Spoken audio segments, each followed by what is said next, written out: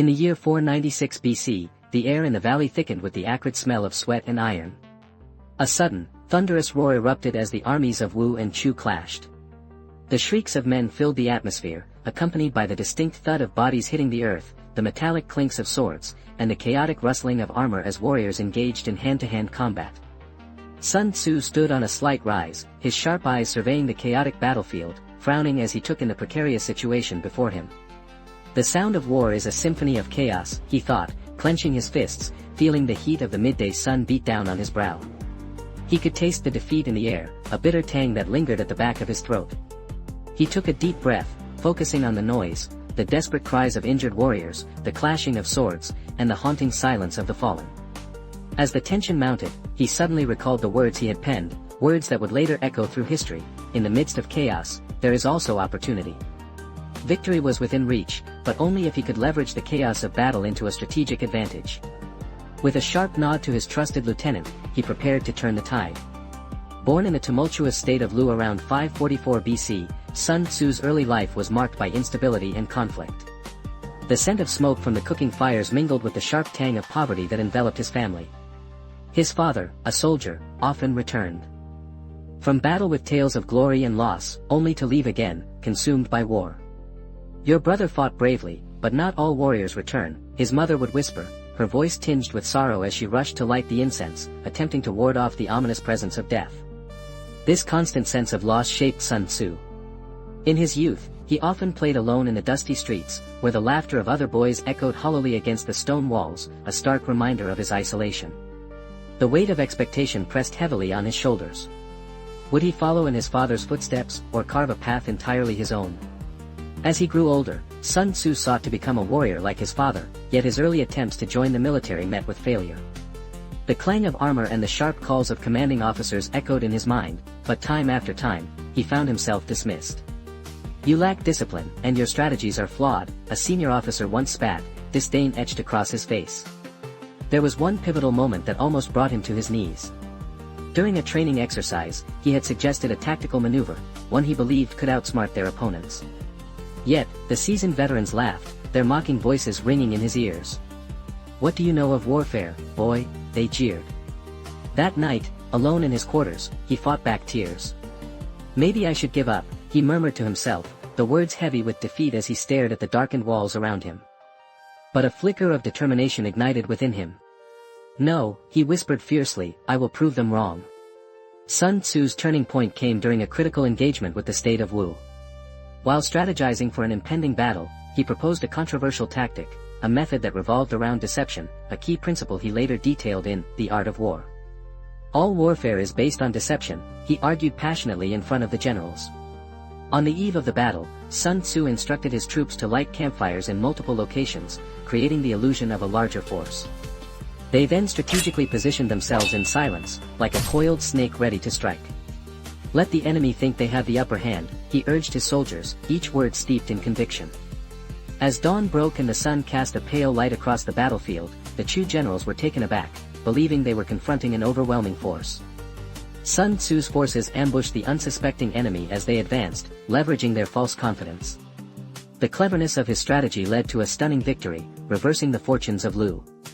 "In war, the clever general avoids the battle," Sun Tzu explained to his men afterward, his voice steady and commanding. "He knows that the greatest victory is one that is won without fighting." This newfound success catapulted Sun Tzu into the ranks of respected military leaders. Yet, his most significant test came at the Battle of Chiayi, where the stakes were high, and the enemy force was greater than anything he had faced. As the armies lined up, the sound of war drums thudded like a heartbeat, reverberating through the ground beneath him. In the distance, he could hear the clash of metal, and the tension in the air was thick with anticipation and dread. "Remember," he called out to his troops, his voice slicing through the anxiety, "the mind is the battlefield before the body engages." He laid out a strategy that would utilize the terrain to outmaneuver the enemy. As the battle commenced, Sun Tzu directed his troops with precision, adapting to the chaos as it unfolded. His voice rose above the fray, issuing commands, guiding his men with unwavering confidence. With masterful maneuvers, they flanked the enemy, using the terrain to create confusion. The once unyielding force of Chu faltered, disoriented and fearful. The moment of victory was palpable, the stench of sweat and blood filled the air as triumph surged through his ranks. When the dust settled, it was clear, Sun Tzu had proven his mettle as a strategist. Victory often comes to those who are willing to adapt, he would later reflect, his voice steady as he addressed his weary but exhilarated troops. However, with success came challenges. Sun Tzu returned to Lu a hero, but envy and distrust brewed among the ruling elite. The court was rife with intrigue, and those who felt threatened by his rising power began to conspire against him. Despite his contributions, a faction within the court accused him of harboring ambitions of power. "You think you can command the army and rule?" a rival general sneered during a court session, his voice dripping with contempt. "You are just a soldier, nothing more." On a damp morning, Sun Tzu found himself summoned before the council, a gathering of power-hungry officials eager to undermine his authority. "Your methods may have won battles, but they are not what we desire for true governance," the chief advisor criticized, his words cold and cutting. Feeling the weight of their distrust, Sun Tzu knew he had to act quickly to protect his legacy. "I am not just a soldier, I am a strategist.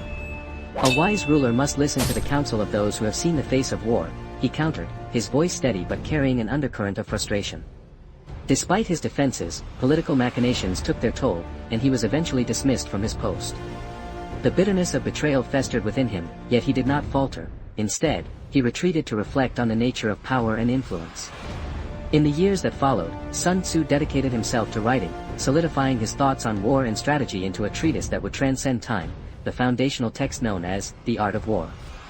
His work emphasized not just the mechanics of battle, but the essence of intelligence, preparation, and the psychology of conflict. "The greatest victory is that which requires no battle," he noted thoughtfully as he put quill to parchment, pouring his soul into every line. Long after his death, rulers and strategists across generations would sit with his text, the wisdom contained within echoing through military schools and boardrooms alike. "Strategy without tactics is the slowest route to victory," he had written, a mantra that would guide countless leaders through the centuries. As he reflected on his life, Sun Tzu understood that human nature is fraught with conflict and misunderstanding, yet also capable of great insight and wisdom.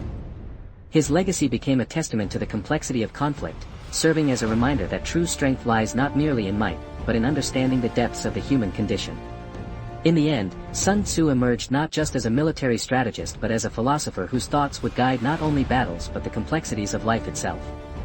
"Know thyself and know thy enemy," he would advise, a simple yet profound truth that resonates through the ages, enduring as a cornerstone of